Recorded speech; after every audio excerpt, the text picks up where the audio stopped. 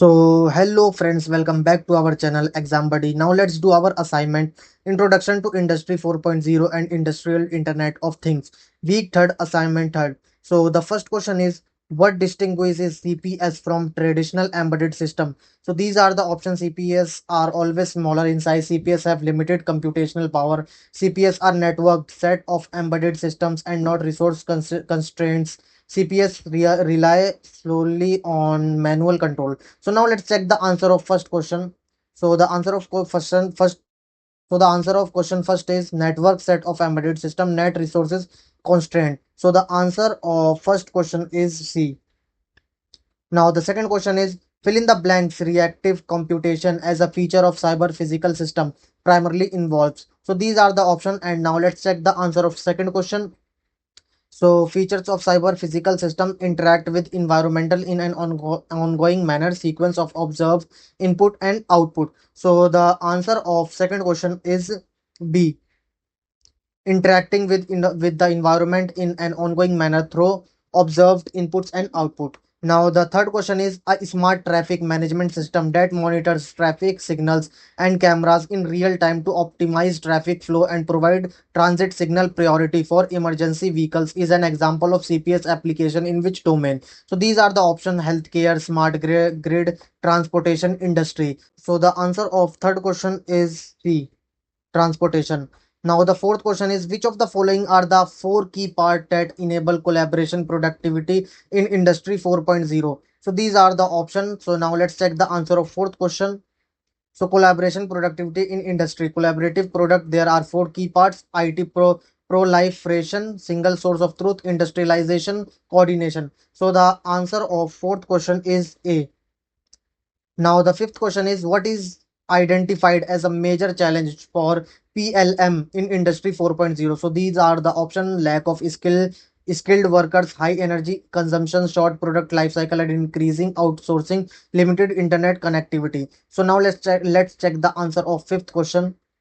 Challenges in PLM for Industry 4.0. Challenges: product life cycle is short, outsourcing is increased. So the answer of fifth question is C.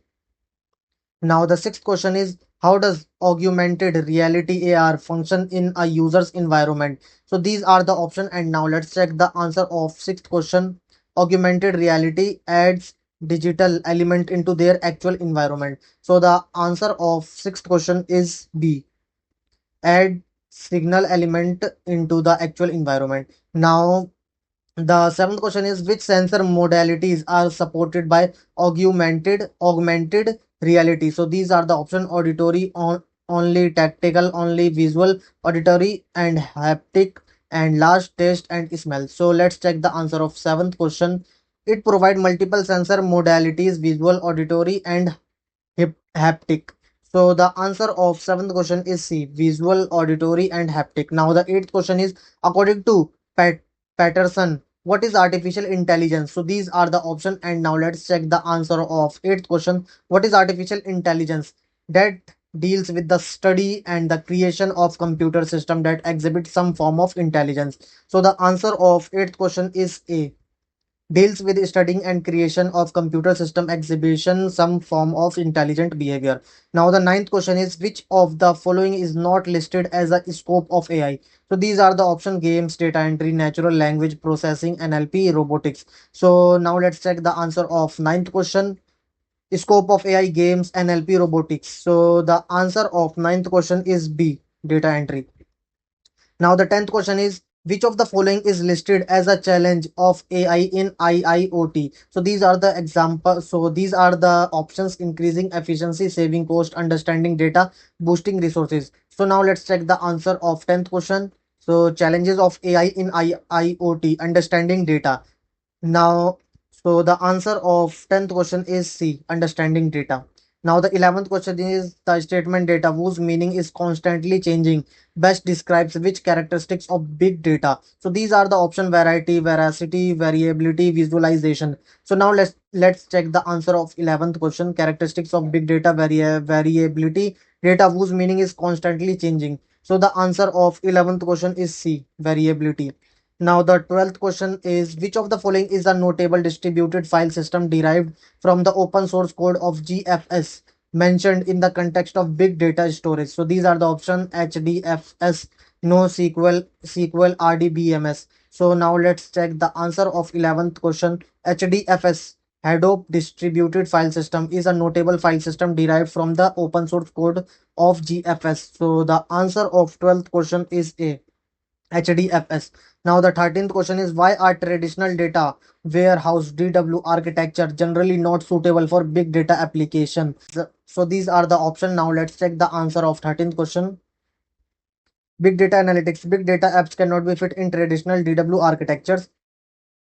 Distributed nothing mightly parallel performing scale out frameworks are convenient for big data apps. So the answer of 13th question is C.